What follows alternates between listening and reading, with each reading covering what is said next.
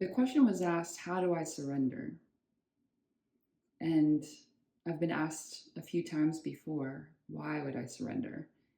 There's a concept attached to this word that doing this makes somebody vulnerable to abuse, or this means that you are giving up, or you won't be very productive, or in terms of forgiveness, so surrendering our past, our resentments, this would make us subject to further abuse from people who don't need to be in our lives. So these are all unnecessarily attached to this concept. Surrender doesn't necessarily mean that. Let's get into what it kind of is, but there will be a lot of negative pointing to get to that. So surrender really is a non-doing. It is the letting go of resistance, letting go of the past, letting go of attachment to the perceived reality, the reality perceived by the mind. So it is like saying, through this apparatus, this mind-body apparatus, which has layers to it that are even the layers of this relative existence are difficult for mind to understand. And yet beyond that is a reality which the mind cannot conceive of. There is no concept. There's only a pointing to, which we have to listen to with the heart and let go of fear and resistance in order to understand at a felt level, an experiential level. So in a nutshell, it is all of those things. And in the end, when experienced, it doesn't really feel like any of those things, because the mind will not be engaged in thinking through all of these concepts in order to do an action of surrender. It is the releasing of all of that and so much more. So this would be returning to or recognizing our natural state and embodying that. It's the realization that the peace underneath and preceding the mental activity and this chaos of form has never left us and is accessible just beneath that. So the question is, how do we do it? And in the beginning, there will be something like a doing. There will be a working through and kind of dissolving what's happening and the concepts that are held. So we need to let go of the beliefs that are leading to the opinions and the reactions on the personal level. And at the root of that is, of course, the belief that I am a separate person, that this mind-body apparatus being experienced is me. When we start thinking of the mind-body as something like a calculator, a computer with an inflated sense of importance, so maybe like AI that's become self-aware and it's kind of off the rails now.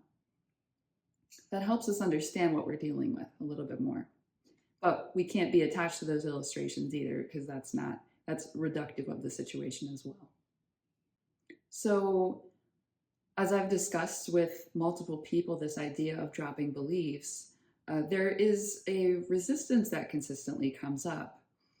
And it seems that people want pointers. The mind wants pointers and instant gratification of this kind of recognition.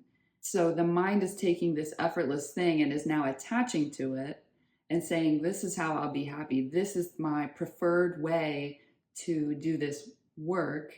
Just everything in that sentence is wrong. And then it becomes inaccessible. So we work with the mind to dissolve itself. And in the end, it's not that it goes away to some point that it can't be accessed. It's that it resumes its intended or its ideal function. So it's no longer running us.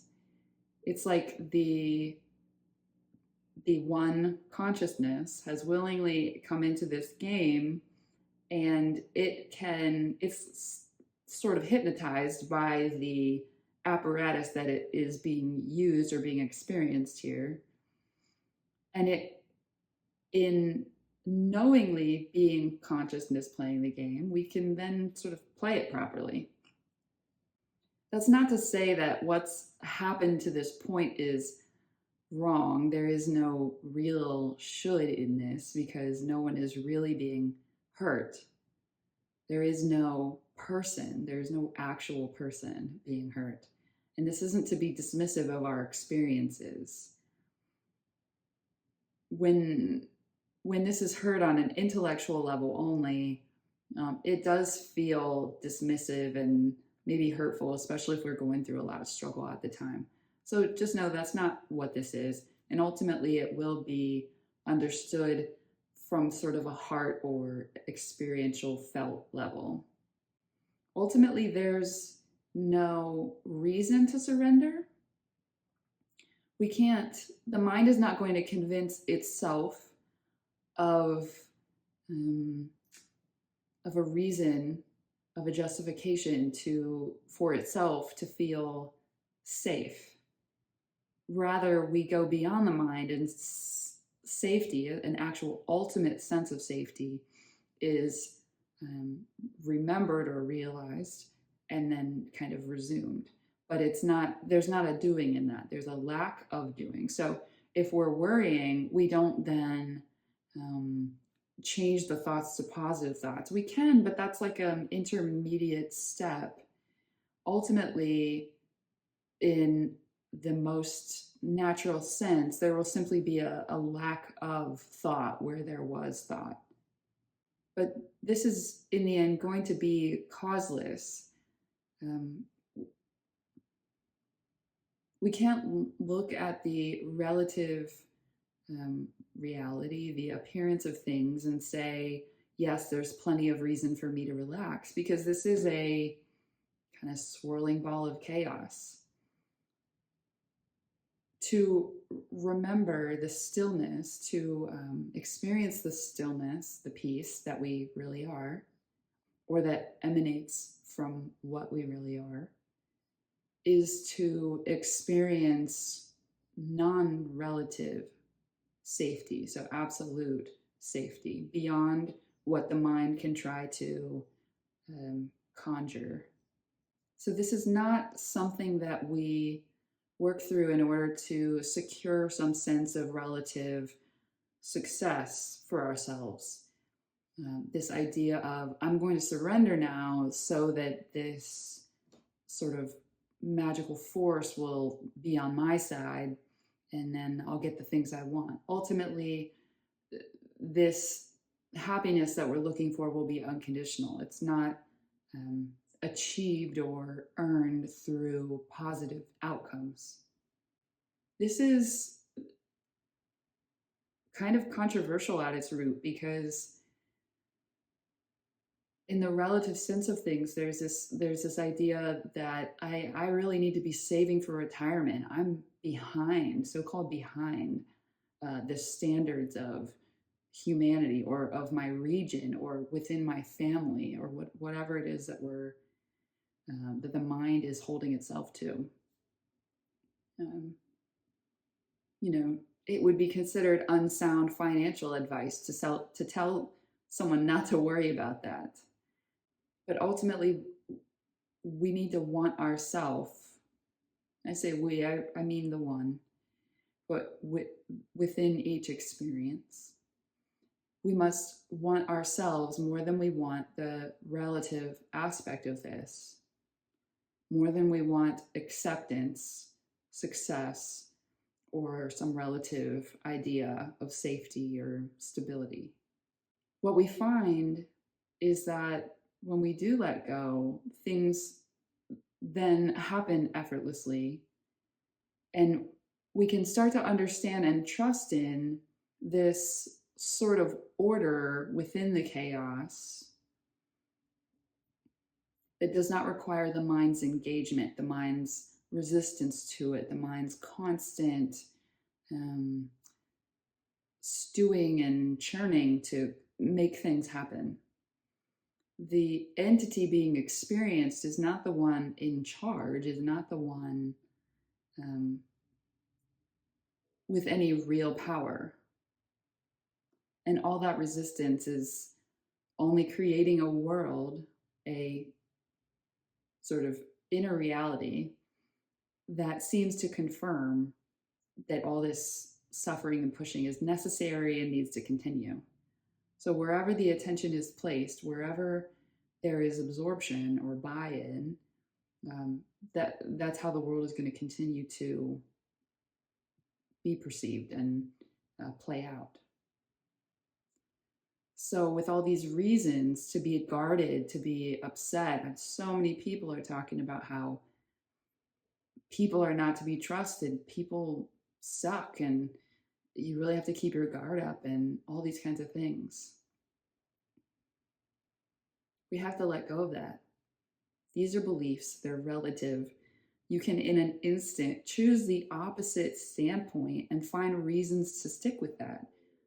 So there's no reason to make an experience one of struggle if the opposite viewpoint can be validated simply with the choice to.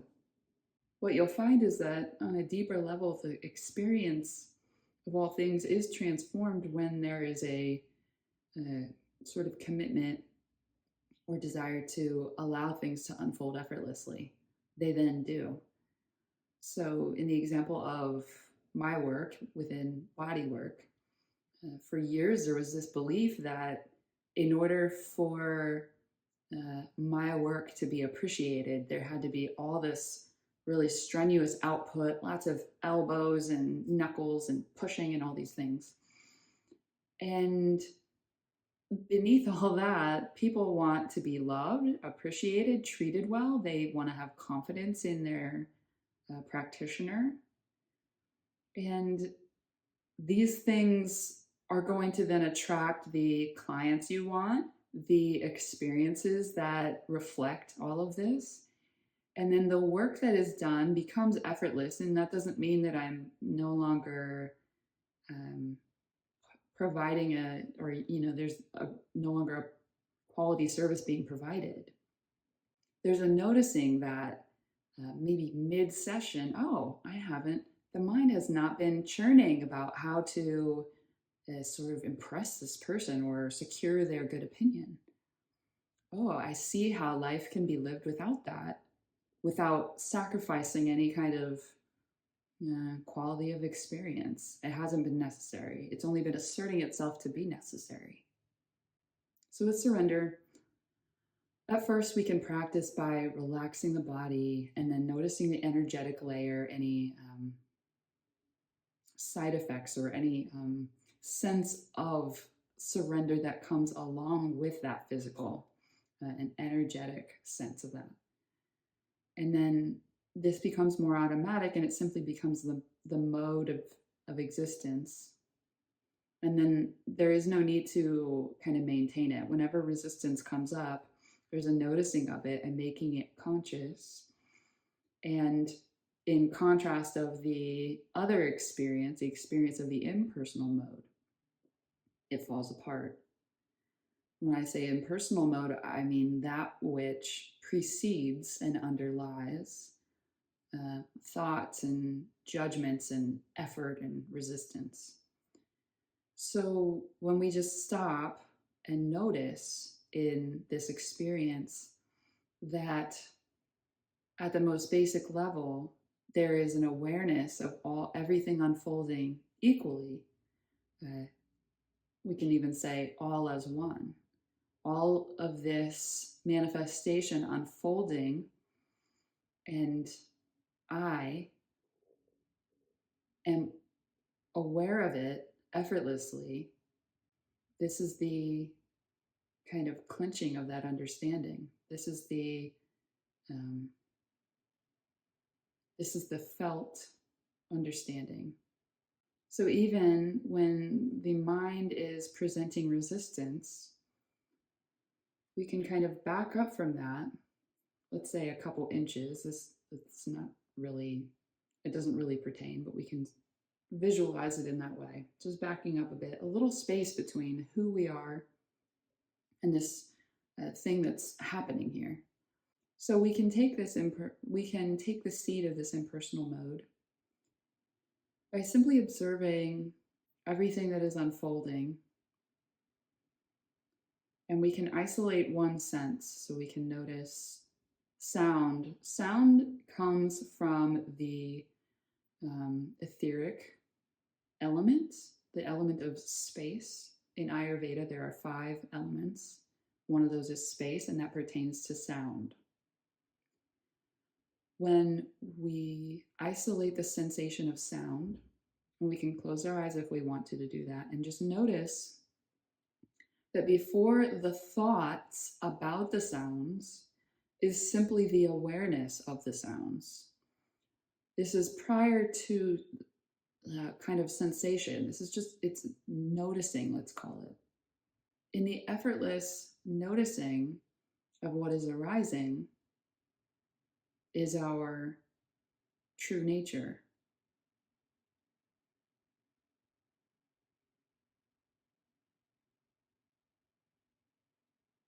And this can feel kind of like allowing the moment, the ever evolving now, to wash over you rather than trying to grab onto it, rather than becoming absorbed in the mental ideas that are meant to make something of what's happening. We stay in the position, the mode that precedes that effortful addition. And another way to look at this is the idea of surrendering the idea that the mind is the solution to anything. So even with this so-called work, when the mind is trying to work out an understanding of this, that is the personal mode. It's never going to work, and it doesn't have to happen. You do not, there does not need to be some extreme amount of intelligence to grasp this. And often an intelligent mind is one that will need to overcome its concepts. All of this is about unlearning, non-doing. So in learning to work with the heart and recognizing even that the heart is a concept here that is not exactly who we are, it's just a sort of conduit or a path. We can even let go of that. We surrender everything. We simply live in this moment. We are in this moment.